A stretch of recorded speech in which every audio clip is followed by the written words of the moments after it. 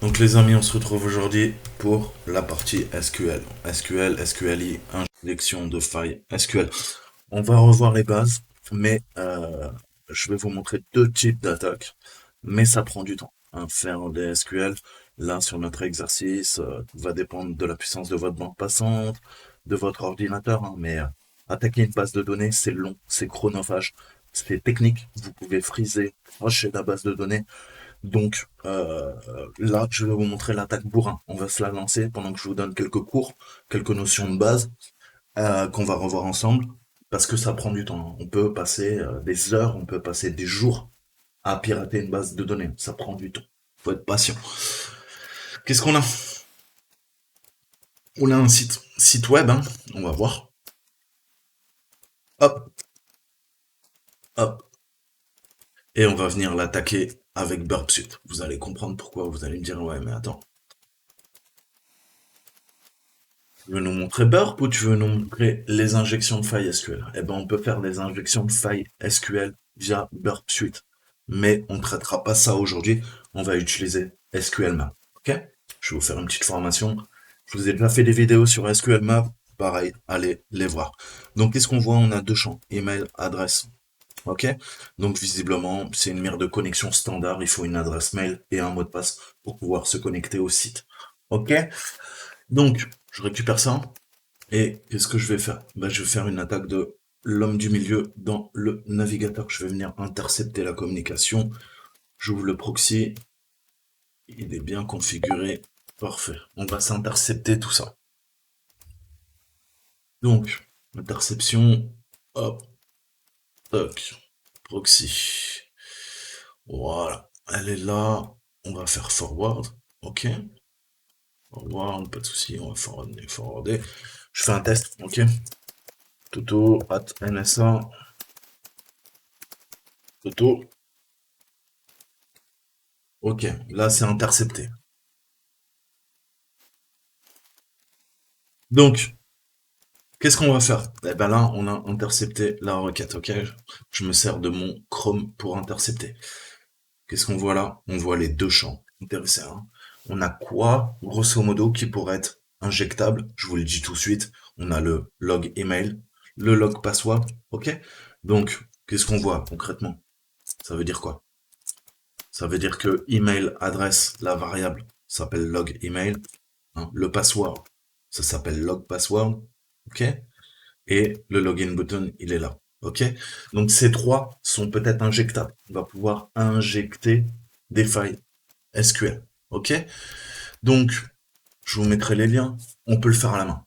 Voilà, toutes les attaques génériques, ok? Vous imaginez bien que là, on va pas les tester à la main. Basé sur les erreurs, on va pousser le système à l'erreur. On a quoi? On a les time-based, ok? Une base de données, si jamais elle vous donne les informations, hein, elle les extrait de la base de données, ça va prendre beaucoup plus de temps que si elle vous dit t'as pas les accès, au revoir. Ok? En fonction du temps de calcul, on va pouvoir sonder la base de données. Ce sont les plus compliqués et en plus, parfois on peut les faire en blind, ok? Parce que il y a des grandes familles d'injections SQL, vous pouvez les voir là, donc les error based, hein, les génériques, les time-based, ok? Union select, ok? À partir des unions, des jointures, ok? Donc là, ça va venir faire des jointures en base de données. Hop, union select, le end, ok? On va jouer sur les paramètres.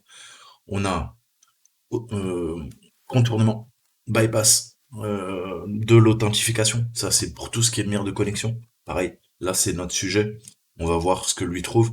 Et en plus, on les fait soit en visuel, enfin, on a sous les yeux la réaction de la base de données, donc on peut en traduire si on commence à pirater ou s'approcher du bit, hein, pour pirater la machine, soit on les fait en blind. Blind, c'est-à-dire en aveugle. Et en aveugle, c'est extrêmement difficile. Comme vous allez le voir, on n'a aucune indication de la base de données qui nous dit, bah ouais, t'es en train d'approcher du but. Ok? Alors que si elle nous envoie des erreurs, eh ben là, ça nous met sur la piste au niveau des injections de failles. Ok? Donc tout ça, c'est en manuel, hein. Il y a des blinds, il y a des non-blinds, et on a un paquet, hein, de SQLi. Donc, je vous mettrai tout ça. Mais on va voir un peu le principe, ok? Donc, déjà, on a les inbound, ok? Les inbound, c'est les plus faciles, en fait, à exploiter en termes d'injection SQL. Les inbound, elles arrivent quand un attaquant, en fait, est capable d'utiliser le même canal de communication pour à la fois lancer une attaque et récupérer les résultats. Hein, c'est généralement les plus communes. Ce qu'on a, c'est les inbound, hein, SQL injection, et les error-based, SQLI, ou union-based, SQLI. Ok? SQLI, hein, c'est juste injection SQL. Je vais vous expliquer après tout ça en détail. Les error base, c'est les préférés, ok? Puisque, eh ben, on va provoquer une erreur et cette erreur déjà va nous donner un paquet d'informations, notamment sur la structure de la base de données, hein, ce que c'est, son numéro de version, ok? Et bah, dans certains cas, les error based suffisent à elles seules en fait, hein, à un attaquant pour énumérer l'ensemble de la base de données. Ensuite, on a les union-based, ok? Toujours une attaque inbound, mais différente. En fait, qu'est-ce qu'on va faire? On va combiner plusieurs select, déclarations, statement, select, ok? Select, vous allez voir, ça permet de sélectionner des choses en base de données. Je vais vous expliquer ça dans quelques secondes, ok? Et ça va renvoyer ça via une requête HTTP. Ensuite, on a les blinds, ok?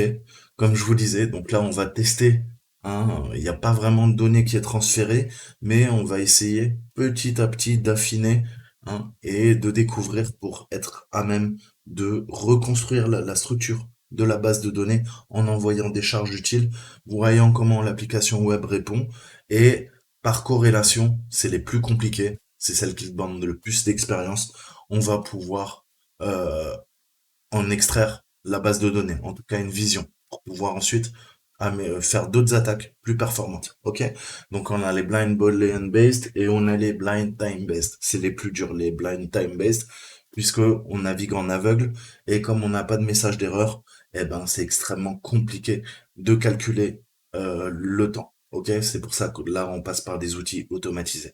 Et les blind boolean, vous savez qu'on se sert de booléen justement pour les fameux statements, pour les déclarations et bah, true, false, vrai, faux, 0, 1. Ok? Donc ça, les booleans, c'est ce principe. Ok? On va se baser sur les booleans et je peux dire par exemple, si la base de données me dit bah écoute, moi j'ai besoin d'un email et d'un mot de passe et je veux bien te connecter, eh ben on va injecter un commentaire, ok? Ça va en fait modifier la requête SQL, ça va être ce qu'on appelle une requête SQL mal formée, ok? Et je vais dire à la base de données, ok, toi, qu'est-ce que tu fais? Tu fais deux comparaisons, ok? Tu vérifies les mails, tu vérifies le mot de passe, ok? Moi, je te fais une autre déclaration en su où, où l'email et le mot de passe sont vrais, sont bons, ou tu m'analyses ce booléen. Et je vais lui dire tout simplement, un est égal à 1. Et là, la base de données, elle va bugger. Parce qu'on lui demande en principe de voir si c'est le bon mail, le bon mot de passe, et en même temps, je lui dis, bah écoute, aussi, si ça marche pas, c'est pas bon, bah c'est pas grave, vérifie l'autre condition. Et l'autre condition, vous savez qu'en mathématiques, 1 est toujours égal à 1. Donc c'est vrai. Donc qu'est-ce que ça va faire? Ça va faire un bypass en fait. Au lieu de vérifier le mail, le mot de passe, on va passer directement au résultat qui est vrai. Donc ça vous donne accès à la base de données, à l'application web. Vous pouvez vous connecter avec n'importe quel compte. Ok? Je synthétise. Ok? Donc tout se passe par les paramètres HTTP. Ok? Ensuite, on a du time-based. Ok? Donc là, comme je vous disais, hein, la temporalité, on peut faire, il y a ce type d'attaque en hacking, en fait, hein, qui est basé sur le temps. En fait, hein, le temps que va mettre une application, eh ben, je sais que, bah, je pourrais peut-être influer dessus. Le meilleur exemple, encore une fois, je vous dis, c'est partez dans la partie network. Ok? Je recharge, je vais calculer. Ok? Hop, on va lancer. Voilà. Il est en train de calculer le temps de réponse. Hein. Je vais calculer mes temps de réponse et à partir de là, je sais que ça, c'est 1511 millisecondes, ça, etc., etc. Vous voyez où je veux en venir. Ok? On va pouvoir analyser et comme je vous dis, si un système vous donne des informations, bah forcément, ça demandera plus de temps de calcul. Donc ça voudra dire qu'on s'approche du but. À l'inverse, si le temps de réaction du système est très court, ça veut dire que, en gros, il vous dit, allez, va te faire foutre, ok? T'as pas l'accès, ok? Et bien sûr, plus vous extrayez, vous demandez du temps de calcul, plus il y a de fortes chances que derrière, oui, vous êtes en train d'approcher du Saint Graal, la base de données va vous livrer ces données, ok? Donc, là, je synthétise au maximum, on va rentrer dans les détails. Et on a aussi les voice-based. C'est assez incroyable, mais Siri, par exemple, est relié à une base de données. Eh ben, on peut se servir en fait de la voix pour tirer des informations à partir de sons, ok? Pas uniquement la voix, à partir de sons précis, la base de données va les interpréter et elle va vous renvoyer des informations qui ne vous appartiennent pas. Donc tout ça, c'était les in-band. Maintenant, parlons un peu des out-of-band. Sachant que je vous ai fait plein de vidéos sur SQL, je vous mettrai tout en description. Les out-of-band, en fait, c'est quand l'attaquant n'est pas capable, cette fois-ci, d'utiliser le même channel, hein, le même canal de communication pour lancer à la fois l'attaque et les résultats. C'est pour ça qu'on les appelle out-of-band. Ok? Donc ces techniques, en fait, elles sont basées uniquement sur les time-based, hein, sur le temps de réponse et elles sont assez compliquées puisque bah, parfois les réponses au serveur sont pas très stables. Ok. Et si vous avez une bande passante qui n'est pas stable, c'est ce que je vais vous montrer tout à l'heure avec SQL Map. Il vous dit n'utilisez surtout pas votre bande passante puisque ça pourrait interférer avec les résultats des attaques basées sur le temps. Ok. Donc voilà, ça c'est la grande famille. Je vous mettrai tous les liens. C'est un gros sujet, l'injection de failles SQL. Maintenant, on va voir la théorie et on va lancer l'attaque parce que ça va prendre beaucoup de temps. Donc revenons. J'ai fait une petite interlude. Qu'est-ce que je vais faire de ça? Eh ben tout simplement, je vais lui demander de l'enregistrer. Ok? Je fais un save as, donc enregistre-moi l'objet et je vais l'appeler Santa. J'avais déjà fait. Ok? Appelez-le comme vous voulez, hein. Pas besoin d'extension, c'est pas un fichier texte. On s'en fout. On est sous Linux, on n'est pas sous Windows. Ça, pour l'instant, j'en ai plus dedans. Je peux le shooter. Ok, ça va me libérer de la RAM. Donc, qu'est-ce que je vais lui demander? Il y a deux types d'attaques. Il y a l'attaque dite noob. Ok, c'est la plus bourrin. Nous, on s'en sert en CTF parce qu'on s'en fout de planter la base de données. On s'en fout de pas être discret. On n'est pas en train de faire du red teaming, un engagement. On n'est pas en train de pirater la NSA. Donc, on se fasse griller par les sysadmins qui sachent qu'on utilise SQL Map, qu'on envoie des centaines de requêtes à la seconde pour essayer de faire une attaque brute force sur la base de données. On en a strictement rien à faire. C'est ce que j'appelle l'attaque bourrin. Il y a deux types avec SQL Map que vous pouvez faire. Il y a une attaque furtive, hein. Vous allez crocheter la porte tout doucement et rentrer dans la maison par effraction, pardon, pendant que les propriétaires dorment, ou vous arrivez avec un bazooka et vous tirez sur la porte et vous la défoncez et vous rentrez. Voilà, deux analogies. Vous voyez bien qu'il y a une technique de bourrin et vous serez grillé, vous allez faire du bruit, on va vous détecter sur le réseau et il y a une autre attaque qui est quasiment invisible, ok? Où vous allez rentrer dans le système et si vous faites ça bien, vous utilisez certaines techniques d'offuscation, eh ben, lorsque la personne s'en rendra compte, il sera déjà trop tard, ok? Je vous ai dit en hacking, on privilégie toujours la furtivité, ok? Sinon, bah, c'est pas de la cyberguerre qu'il faut faire. Il faut partir dans les forces spéciales ou dans les légionnaires, aller tirer des coups de bazooka dans la montagne. Ok? Nous, en hacking, c'est la finesse, c'est la furtivité qui prime. Mais là, je vous montre la méthode bourrin pour les CTF. C'est parti. SQL map. R, je veux quoi? Je veux mon fichier Santa. Il va se baser sur mon fichier. Et dans ce fichier, il y a quoi? Eh ben, il y a la requête qu'on a vue en poste sur le formulaire que j'ai intercepté avec Burpsuite. Ensuite, qu'est-ce que je lui dis? Je lui dis, bah, tu me dumpes toute la base de données. Ok?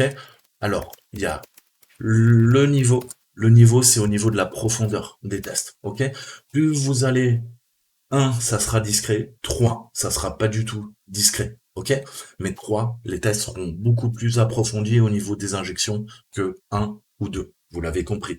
On va graduellement. Ok? Et le niveau de risque, c'est pareil. 1, il y a très peu de chances que vous frisiez, floodez, faites un déni de service ou carrément crashiez la base de données. Avec un risque 1. Un risque 2, ça se complique. Risque 3, il y a des chances de planter la base de données. ok? Donc faites attention, hein. Nous, c'est un CTF, rien à foutre. Et je vais feinter par défaut, il y a le header, ok? Il y a le user agent qui s'appelle quoi? Qui s'appelle SQL Map, ok? Un administrateur système, un administrateur réseau, quelqu'un qui bosse en tant que SOC, ok? Du blue teaming, il verra tout de suite le header qui va se connecter à la machine, ça sera SQL Map. On va pas lui donner cette chance, ok? Je vais demander à SQL Map d'imiter une vraie personne, ok? Avec une vraie connexion via un vrai ordinateur, un Windows, un Linux, un macOS et un vrai navigateur. Chrome, Firefox, Edge, ce que vous voulez. Vous avez compris. Et ensuite, je passe en mode batch, ça automatise tout. Sinon, vous allez voir, il vous pose plein de questions. Questions très utiles, mais là, comme on fait le test bourrin, je veux qu'il réponde oui partout. Quand vous faites batch, eh ben, c'est oui, oui, oui, oui, oui à toutes les questions que va vous demander SQL Map. Et vous allez voir qu'SQL Map est très intelligent. C'est pour ça que c'est un très très bon outil. On va voir un petit peu les questions qu'il nous pose. Donc, quel était le champ SQL injectable? On a vu, c'est le log email. OK? Et je vais vous montrer que c'est bien le cas avec notre attaque SQL Map. OK? Donc, un peu, quand même, de, euh, de cours. OK? Parce que il faut que vous compreniez quelques trucs importants. OK? Donc, je vais vous parler un peu des injections SQLi en détail. Enfin, en détail. On va revoir la théorie, excusez-moi. Je vous ai montré cette grande famille, mais c'est quoi une SQLi? Ok? Donc les bases de données SQL en fait sont un type de base de données relationnelle largement utilisé dans les applications web en fait, hein. Il existe plusieurs implémentations de serveurs SQL disponibles auprès de fournisseurs tels que Microsoft, Oracle, ainsi que des produits open source tels que MariaDB. Ça tombe bien, c'est MariaDB qu'on a nous sur notre Kali Linux ou par OS. Ok? Donc, dans une base de données SQL, en fait, il existe des tables. Ça, c'est vraiment, il faut comprendre ça. Ok? Une base de données est composée d'une ou de plusieurs tables contenant des lignes et des colonnes. Chaque ligne est une entrée dans un tableau. Voyez-le comme un tableau Excel, ni plus ni moins. On va faire très simple. Et les données de chaque colonne peuvent représenter un large éventail de choses. Par exemple, on pourrait avoir un tableau appelé client, customers, qui contient des informations sur les personnes qui achètent dans notre boutique en ligne. Ok? On pourrait avoir dans les colonnes, par exemple, customer name, ok? Avoir le nom du client pour stocker son nom. On pourrait avoir city pour stocker la ville dans laquelle il réside et le DOB, donc date of birth, la date de naissance, etc., etc. Vous voyez où je veux en venir. Chaque ligne représenterait un client unique et les données stockées dans chaque colonne de cette ligne seraient associées à ce client. Ok? Donc en base de données, on parle de rows, ok? Row, c'est les lignes, et de column. Column, c'est colonne, comme en français. Ok? Donc le SQL, je vous ai déjà fait des cours, allez voir mes playlists, je vous mettrai tout. Les requêtes SQL, c'est quoi? Le SQL, c'est le Structure Query Language. Donc langage de requête structuré. En fait, il est assez simple. Il offre une syntaxe proche de l'anglais. Au niveau de la syntaxe, c'est très simple. Après, maîtriser parfaitement le langage SQL, il paraît que c'est un métier et c'est des années d'études. Ok? Donc il va falloir bosser. Mais grosso modo, si je veux interroger, ok, ma base client, hein, qui s'appelle Customers, et je veux récupérer le nom des clients et des villes dans laquelle ils résident, eh ben je vais faire cette requête. Qu'est-ce que je fais? Je lui dis select. Sélectionne-moi quoi? Je veux le nom, ok, des utilisateurs. Vous remarquerez que la table, ok, tout est en camel case, ok. Les tables qui sont appelées, ok, ou les noms qui sont appelés, ok, en tout cas les valeurs, les clés, on appelle ça des clés, ok. Donc ça sera en camel case. Camel case, c'est comme les chameaux, ok. Il y a des boss, donc il y a tout le temps des majuscules, ok. Si c'était customer name city, on aurait customer name N majuscule, C majuscule, city collé majuscule, ok. Donc ça, le principe du camel case, c'est inhérent au SQL. Ok? Donc là, on lui demande quoi? Le nom du client et la ville du client, séparés par une virgule. Ok? Un white space, city, un note blanc, et je lui dis from. Là, je lui dis à partir de, à partir de quoi? On a vu que la table, elle s'appelle customers, elle s'appelle client. OK? Donc, qu'est-ce que fait la base SQL? Elle interprète votre requête SQL. Quelle est cette requête? On lui dit, bah écoute, tu te focalises sur la base client et dans client, tu me sélectionnes le nom des clients et leur ville. Et ça les affiche. Et n'oubliez pas, comme dans tout langage de programmation, on a un point virgule à la fin. Sinon, la requête est mal formée. Il y a tout le temps un point virgule dans une requête. Alors, je parle pas d'injection, attention, hein, je parle de requête en SQL, ok? Donc, pas une requête mal formée, pas une requête malicieuse, ok? Je parle de requête. Point virgule, c'est fin de l'instruction pour la base de données SQL. Et on a également les wildcards, ok? Astérix. Ça permet quoi? Eh ben, ça permet de tout récupérer, hein? Exactement comme en bash, etc., etc. Si je veux récupérer tous les détails associés dans ma base de données cliente, je vais lui dire à partir de la table customer, encore une fois, rien ne change. Là, par contre, je lui mets plus customer name, city ou d'autres choses à la suite. Je lui dis, tu prends tout. Wildcard. OK?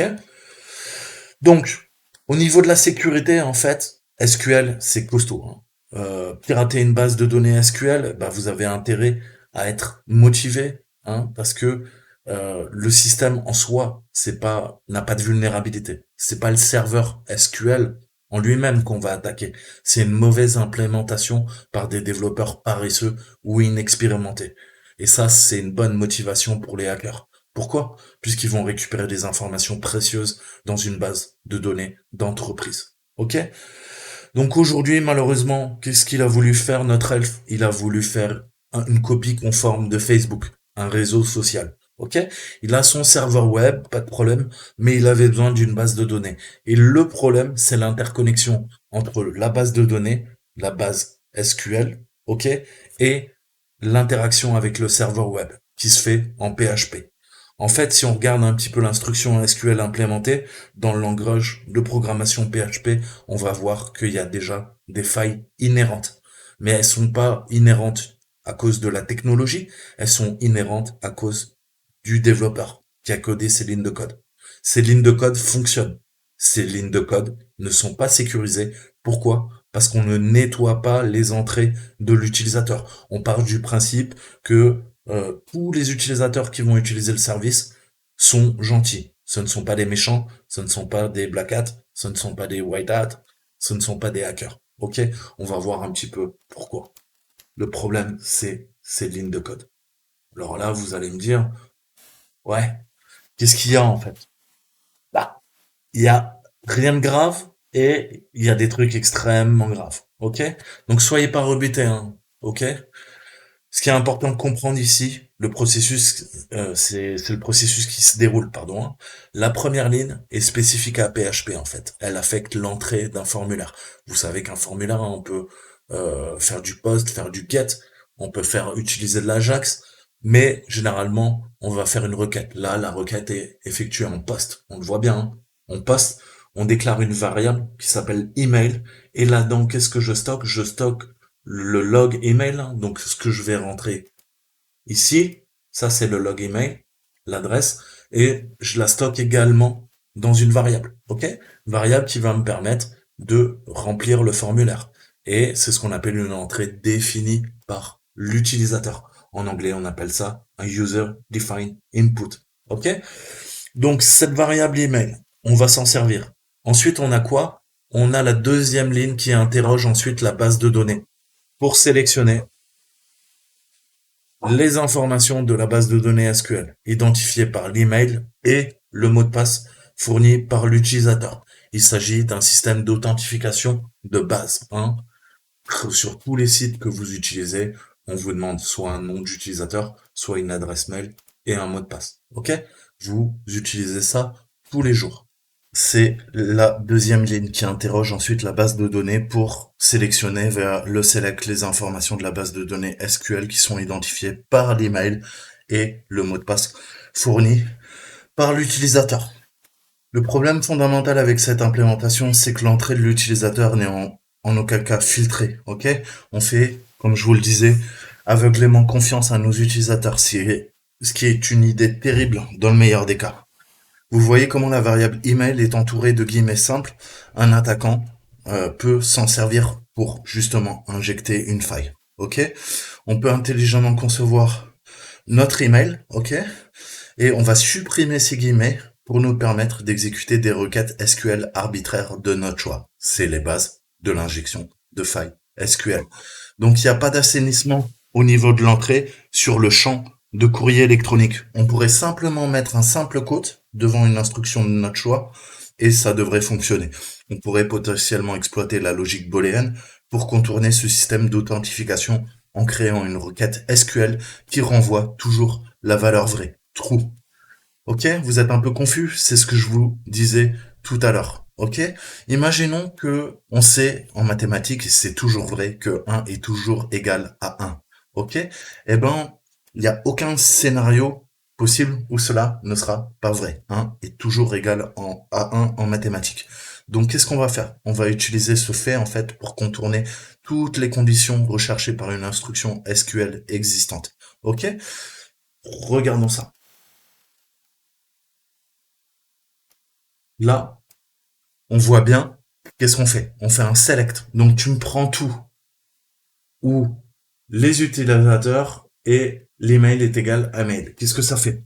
En gros, ça prend le nom de l'utilisateur, ça prend son mail et ça fait une requête. Ok?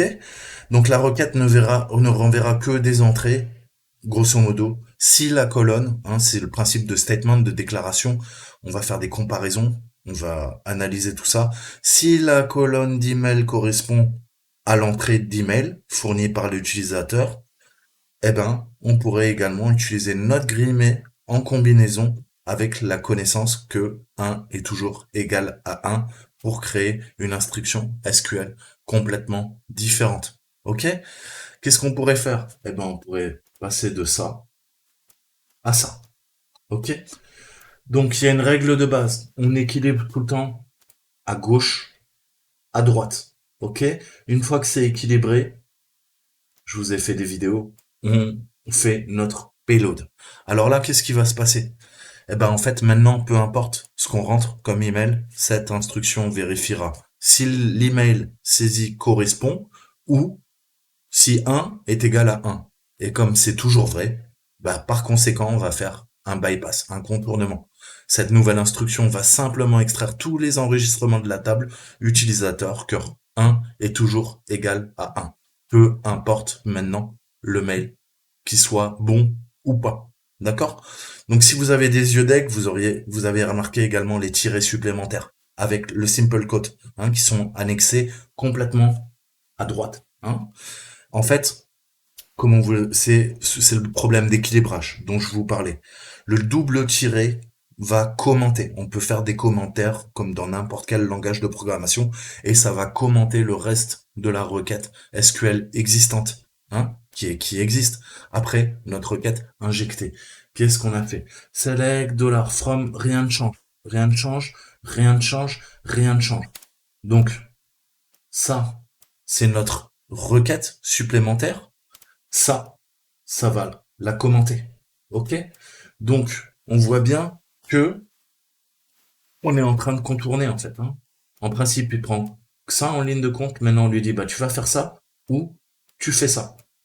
Et donc ça, le double tiré, ça commente, comme je vous le disais, le reste de la requête SQL qui existe après notre requête injectée. Ce double tiré garantit que notre requête est une requête SQL valide. C'est ce qu'on appelle l'équilibrage. Ok? Puisque à partir du moment où vous mal formez une requête SQL, il faut quand même l'équilibrer. Sinon, votre charge utile, votre payload ne va pas fonctionner. Ok? Et il n'y a pas de guillemets incompatibles. Hein. Rappelez-vous, on a inséré un guillemet supplémentaire. Donc c'est pareil, il faut faire l'équilibrage également au niveau des guillemets. Ok? C'est comme en mathématiques ou même n'importe quel langage de programmation. Si vous ouvrez une simple ou double quote, vous la refermez. Ok?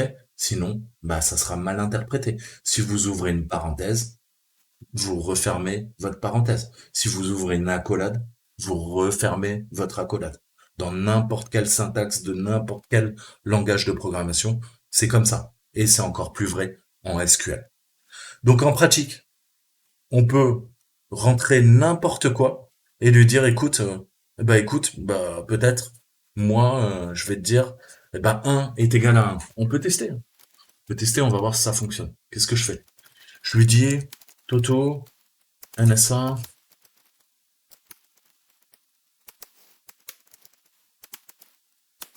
Toto, je mets n'importe quoi. Et là, je lui dis, oh, je vais lui dire quoi? Ou 1 est égal à 1. On a vu?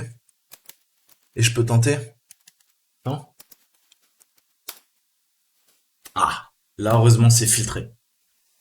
Donc là, on a de la chance. C'est filtré. Donc, il va falloir, là, visiblement, le champ n'est pas injectable. On va voir avec SQL Map.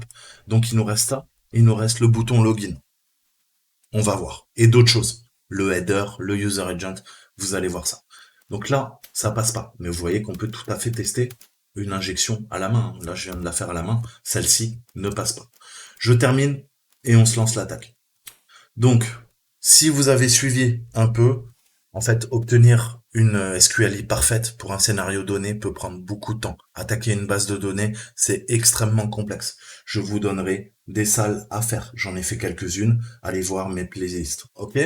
Mais ça prend beaucoup, beaucoup, beaucoup de temps. Ok? Donc il faut pas lâcher l'affaire, faut s'accrocher. Et on a deux outils extrêmement populaires. On a SQL Map et on a Burp Suite, ok? Aujourd'hui, on se servira que de SQL Map, ok?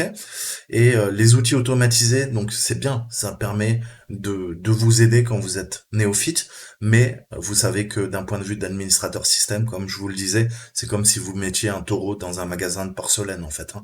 Les outils SQLI tentent généralement de nombreuses techniques dans un laps de temps très court et ne ressemblent pas du tout à un comportement normal des utilisateurs. Alors, après, on pourra falsifier euh, le user agent. On peut demander à SQL Map de faire une requête toutes les 30 secondes, ok? Pour être beaucoup plus crédible dans le cadre d'un engagement. Mais aujourd'hui, on va voir l'attaque force brute, ok? Et après, je vous montrerai une attaque beaucoup plus fine, ok? Pour parvenir à nos fins. Mais c'est vraiment un outil extrêmement précieux, hein. Surtout quand on doit faire des attaques en aveugle, comme je vous l'ai dit. Donc si je résume, SQL Map, c'est un outil de ligne de commande préinstallé sur la plupart des distros de pen testing. C'est le cas, il est préinstallé sur notre Kali Linux. En fait, il offre des options dites intelligentes, hein, au niveau de l'application web attaquée. Et il a également un assistant qui va vous permettre de vous guider. Je vous montrerai le principe du wizard. SQL Map, il est vraiment intelligent parce qu'en fait, il va vous suggérer des paramètres qui peuvent valoir la peine d'être approfondis lors de votre attaque, ainsi que l'élimination des attaques qui ne sont pas pertinentes. Il vous dit, bah écoute, ta base de données, ce n'est pas un SGBD, donc système de gestion de base de données MySQL qui a été détecté, donc je te propose de ne pas tester les injections spécifiques à MySQL. Il vous le propose. Vous pouvez le faire. Vous allez perdre du temps. Lui, il vous dit, voilà, tu veux gagner du temps, tu veux être le plus efficace, voilà le type d'attaque que je peux tester, voilà le type d'attaque qui fonctionne, et j'ai trouvé une attaque, est-ce que tu veux la lancer? J'ai trouvé des mots de passe sous forme de hash, est-ce que tu veux que je les craque? Donne-moi un dictionnaire, ou j'utilise un dictionnaire par défaut. SQL Map est excellent. Donc je vous ai parlé des injections en aveugle, celles-ci sont beaucoup plus difficiles parce que on ne voit pas, hein, ce qu'on est en train d'enclencher côté back-end en fait. Nous on bidouille dans notre navigateur côté front-end et on ne voit pas la réaction côté back-end, côté serveur, jusqu'à que, comme par un magie, on ait des mots de passe qui apparaissent dans notre navigateur. Là on saura qu'on a réussi. Ça c'est les attaques aveugles qui peuvent être basées sur le timing ou non, hein, et basé sur la temporalité, ça veut dire, comme je vous l'expliquais en introduction, qu'elles exploitent le temps d'exécution des requêtes. En chronométrant les temps de réponse sur une variété de requêtes, SQL Map peut énumérer des données d'une base de données, bien qu'à un rythme nettement plus lent que de simplement pouvoir vider toutes les informations à la fois. SQL Map automatise également de nombreuses tâches les plus laborieuses, les plus chronophages, telles que la détermination des requêtes de sélection d'union. En fait, pour pouvoir taper dans plusieurs tables, on a le principe de jointure. Je ne rentrerai pas dans les détails, c'est extrêmement complexe. Et donc, on a différents types de jointures qu'on peut faire via des union select, en fait, hein. Des sélections d'unions pour pouvoir aller requêter dans plusieurs tables en même temps, quand on fait des requêtes SQL. OK? Eh ben, lui, il le fait pour nous. OK? Ça veut dire que vous n'avez pas besoin d'être un DBA, un administrateur de base de données pour attaquer un DBMS. DBMS, Database Management System. En français, on parle de SGBD, Système de gestion de base de données. Ces acronymes, vous devez les connaître par cœur. Savoir ce que veut dire SQL, savoir ce qu'est un SGBD, un DBA et en anglais un DBMS. OK? Donc il existe différents niveaux de risque, comme je vous le disais, et de profondeur qui peuvent être configurés. Et plus vous montez à des niveaux supérieurs, plus vous risquez de vous faire griller, l'attaque sera lente et vous risquez de planter carrément la machine. Donc faites attention à ce que vous faites, hein. Donc on va utiliser l'option dump maintenant, je vais vous montrer. Et là, c'est vraiment l'attaque par brute force, hein. Comme je vous ai dit, il va tout tester, il va dropper, il va nous balancer toutes les tables et on va récupérer toutes les informations. Vous allez voir, c'est assez fou. Ok? Donc, à pas confondre. Dropper, c'est quand on attaque une table, on veut récupérer, on attaque une base de données, on veut récupérer tout ce qu'il y a dedans. On fait un drop all, ok? Mais en termes de base de données, drop, ça a pas du tout cette signification. Attention, quand on fait un drop sur une table, ça veut dire qu'on écrase la table, ok? Si vous faites un drop en SQL sur une table, vous effacez la base de données, hein, ou une partie de la base de données, du coup vous la rendez inopérante. Ok? Ça, c'est plus des attaques pour détruire la base de données, hein, pour faire du déni de service. Ok? Nous, ce qu'on veut, c'est récupérer les données. Mais on confond souvent les deux termes. Ok? Dropper, c'est exfiltrer les informations. Dropper en SQL, ça veut dire effacer. Voilà, que ça soit clair. C'est parti, on lance l'attaque. Alors, je reviens à mon SQL map. C'est parti. Alors, je vais réduire. Vous voyez, il teste, il a trouvé sur le log email, ah ben, on peut faire une time-based. Qu'est-ce qui s'est passé? Vous allez voir qu'on récupère quasiment tout. Donc, je lis séquentiellement. Il nous dit, écoute, je vais imiter un Mozilla sur un Windows NT 6.2, 64 bits, et je vais faire croire que je suis un Firefox en version 2, 20.0. Ok? Ça permet de tromper les IPS, les systèmes anti-intrusion, et les WAF, les Web Application Firewall, les pare-feux de l'application web. Ok? Ensuite, il nous dit, écoute, j'ai testé tous les points d'entrée et moi je trouve que log email, il est bien sensible et il est sensible à une time-based blind. Ok? Donc, attaque temporelle en aveugle. Il me dit, écoute, c'est une base MySQL en 5.0.12. Ok? Et je vais tester ça. Et même si tu veux, je te dis, ben moi, c'est quoi? Je teste ça et ça a l'air de bien marcher. Directement comme ça. Ou il me dit, écoute, éventuellement, on peut faire une union query en nul sur 12 colonnes, et voilà à quoi ressemble le payload. Ok? Donc vous voyez que si vous devez la faire à la main, sans connaissance parfaite du langage de programmation, euh, jamais vous pourrez pondre des payloads comme ça. Il faut connaître parfaitement. C'est pour ça que quand on débute, SQL Map est le meilleur outil au monde. Il me dit, écoute, ton backend, ton serveur, ok, c'est MySQL, il a un Linux Ubuntu. C'est un Apache 2.4, 2.9, et on a bien du MySQL en 5.0.12 comme on l'a vu. Ensuite, il me dit, écoute, la base de données s'appelle social.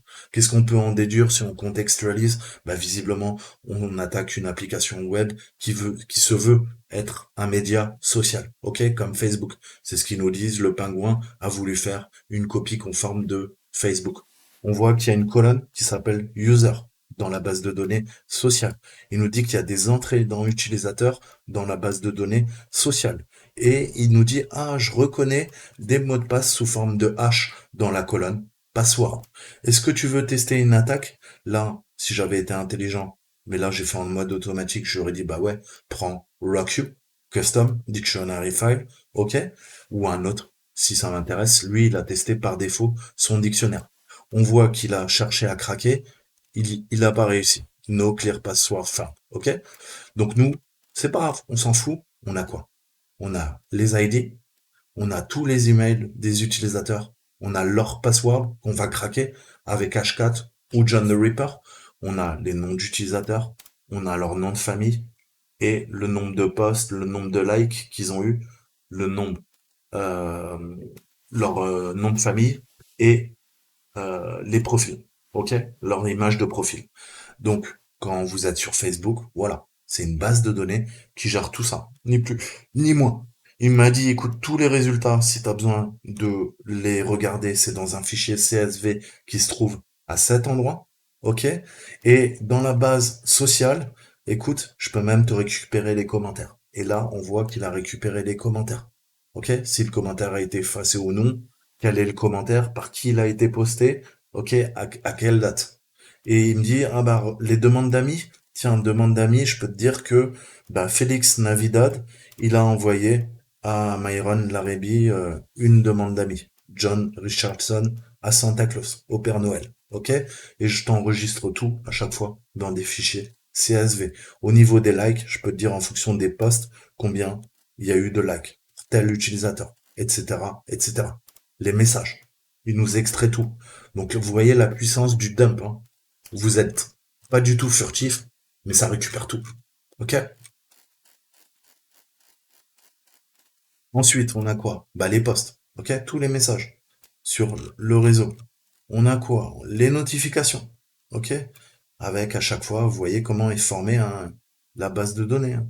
C'est ce que je vous disais. Ligne, colonne. Ok?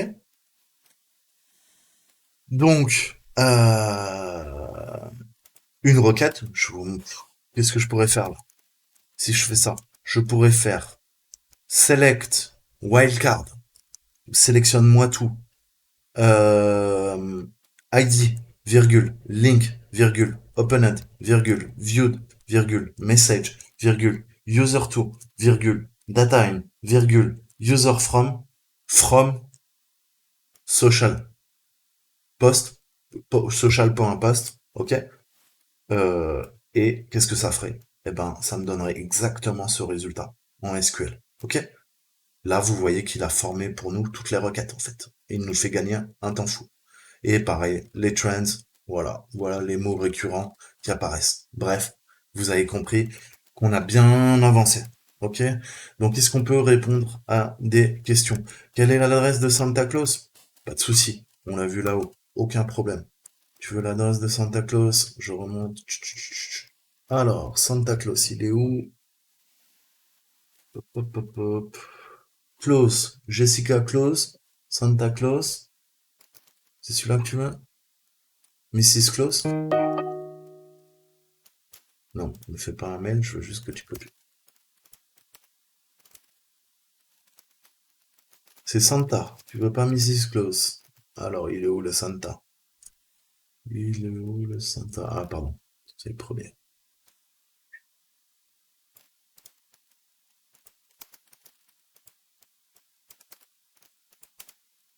Ok?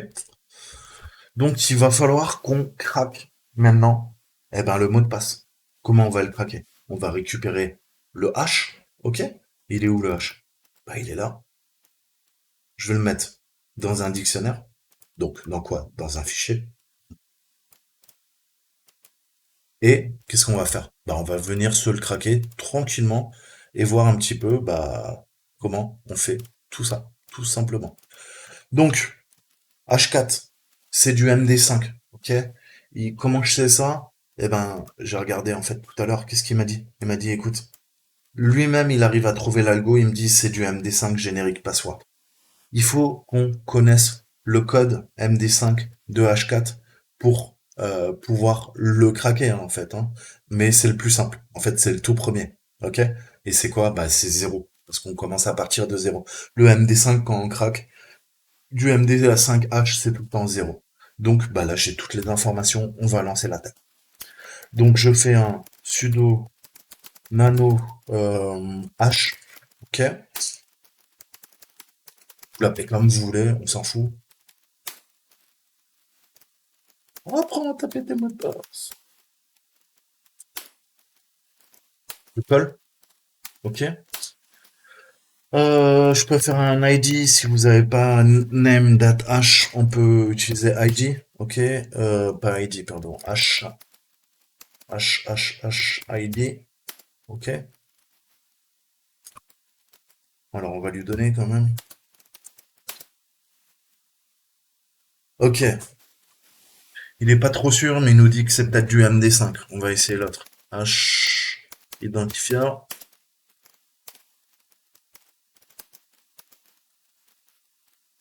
Ah, mais merde, quand ça fait ça. Pareil, il nous en donne trop. C'est pour ça que maintenant, je n'utilise plus du tout ces programmes. J'utilise name, date, h. Et name.h est bien meilleur. Si vous voulez l'installer, sudo pip 3 install nth ou c'est avec Jam, je sais plus. Tester, on va voir s'il trouve.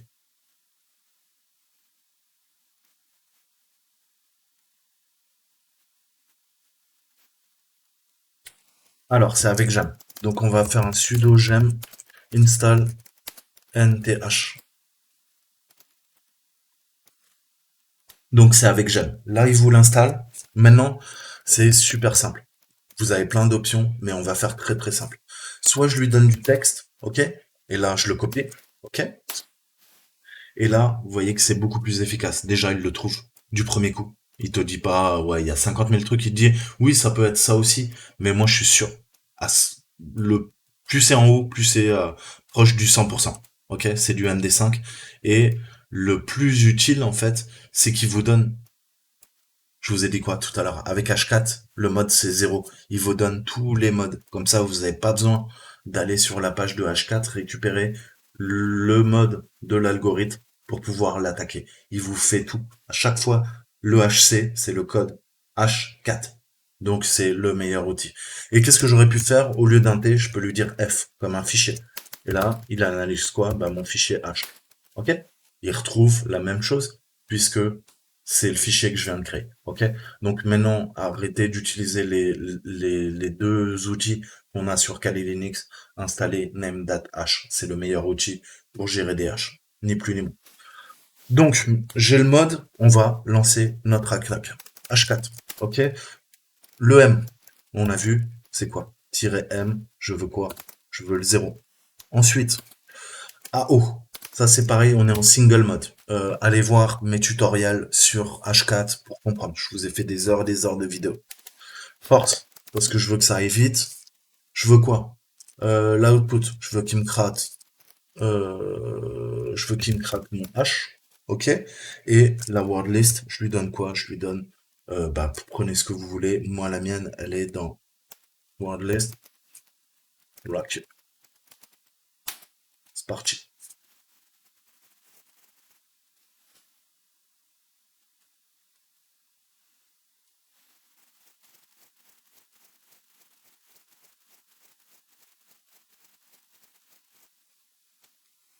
Donc c'est du MD5, ça devrait pas aller très vite. C'est parti.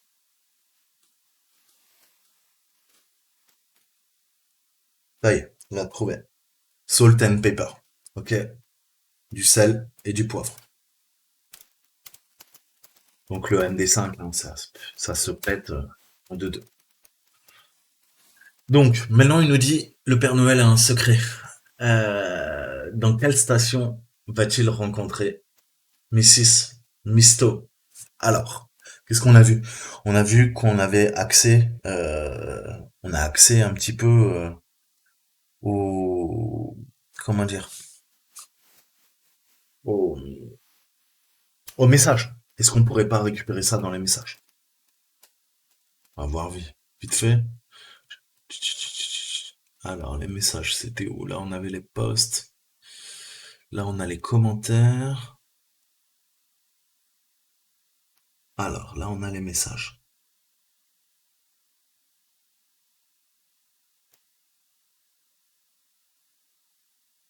Qu'est-ce qu'il nous dit? Mrs. Mistletoe, vous êtes certainement sur la naughty list cette année. Je vous verrai là-bas. Le Père Noël. Santa. Alors, Meet Me Under the Clock. Ok, donc à Waterloo Station à minuit. Ok, retrouvez-moi sous l'horloge. Donc on a la réponse là. Ok. Où c'est? Ah, quelle station? Oui, je suis con, je croyais que c'était une station de ski. À quelle gare?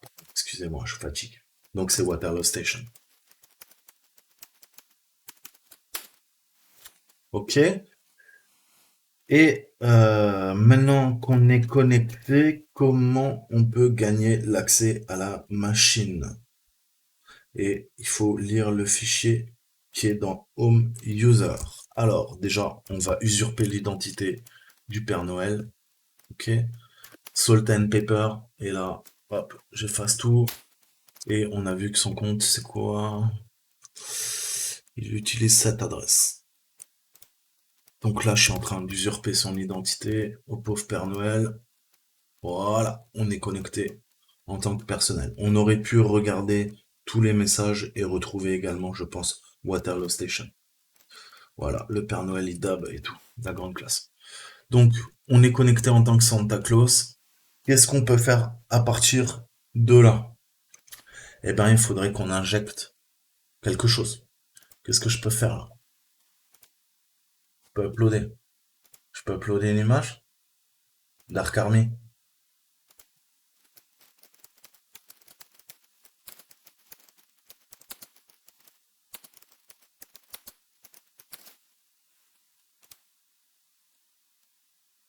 Ok. La Dark Army contrôle le monde, fils. Ok. Qu'est-ce que je peux faire? Qu'est-ce que je peux faire? Bah, on va le pirater. On va le pirater. Donc, PHP, serveur en PHP, c'est sûr. Qu'est-ce qu'on peut faire?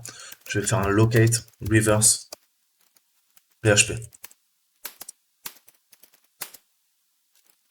Il me trouve un reverse.php. Non plus. Locate reverse. Il y en a trop. Voilà, on en a un. Là, on en a plein dans les web chats. Ok? Donc ça, c'est la technique du pauvre. Ok? Vous allez là-dedans, vous mettez votre port, vous mettez votre adresse IP. Moi, j'ai la technique du riche, vous le savez. On va utiliser mon outil Hackinpulse. Ok? Donc, qu'est-ce que je veux? J'ai déjà mon adresse IP, j'ai déjà mon port. On va rester sur le 444. J'ai plus qu'à le télécharger. Et j'ai même pas besoin de l'éditer pour mettre les variables. Les variables sont déjà définies. 4 reverse. Ok. J'ai déjà mes variables qui sont définies. Mon adresse IP, le port que je lui ai donné. Ok, on gagne un temps fou. Au revoir, merci. Qu'est-ce que je fais maintenant? Eh ben, je vais l'uploader. Ok.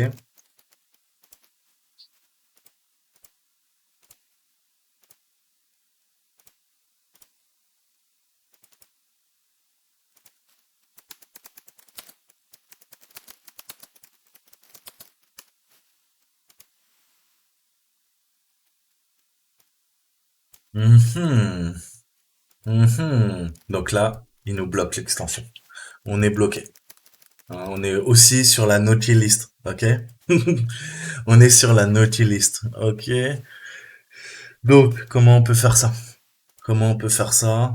On est vilain. On est vilain et il aime pas qu'on soit vilain. Eh ben, on va lui niquer la gueule avec une autre extension. Qu'est-ce que je fais? Le PHP, vous savez qu'on a plein d'extensions hein, pour gérer de l'internet. On a du HTML, on a du PHTML, on a du PHP, on a du PHP 1, on a du PHP 2, on a du PHP 3, etc., etc. Je peux utiliser de la SX, j'ai plein d'extensions. Je vais utiliser du PHTML, ok? On va voir. Est-ce que ça fait vraiment une différence? Sudo mv, sudo mv, je prends mon fichier revershell, ok?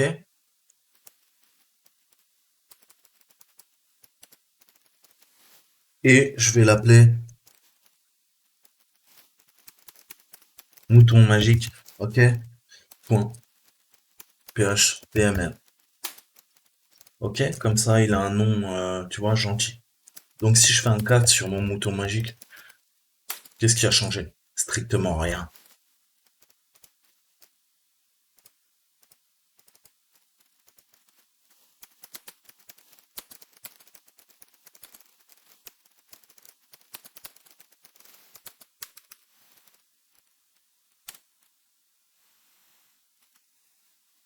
Ah ouais, là ça passe. Donc on voit qu'il y a un filtre en place. Le filtre n'est pas sur le MIME. Il vérifie pas les bits en hexadécimal, les premiers bits hein, du MIME. Donc on n'a pas besoin de feinter, éditer les données en hexadécimal, juste avec un contournement au niveau de l'extension, on arrive à parvenir à nos fins. Ok? Donc bah là c'est plutôt cool, hein. Il a pris notre payload. Qu'est-ce qu'on peut faire? Eh ben maintenant qu'on a uploadé, qu'est-ce qu'on va faire? On va s'exécuter cette petite bête, ok? On va lui dire écoute, pas de problème, vas-y, envoie la sauce. Sudo nnet4 lnvp 4444 et sudo ufw hello 4444 en entrée et en sortie au niveau de mon pare-feu. Ok, c'est ouvert. Allez mon petit, qu'est-ce qu'on fait? Mhm. Hop, mouton magique, ouvrir, booster.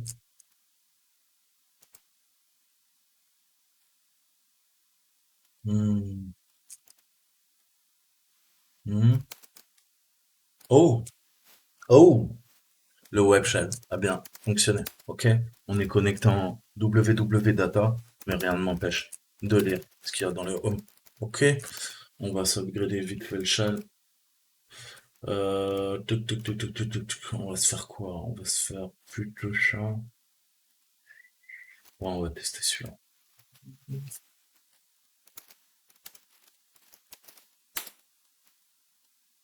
Ah, direct, il upload. Ah ouais, t'es bien, toi.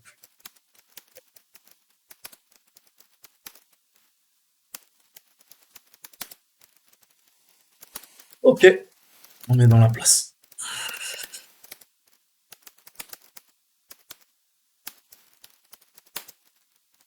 Merry Christmas.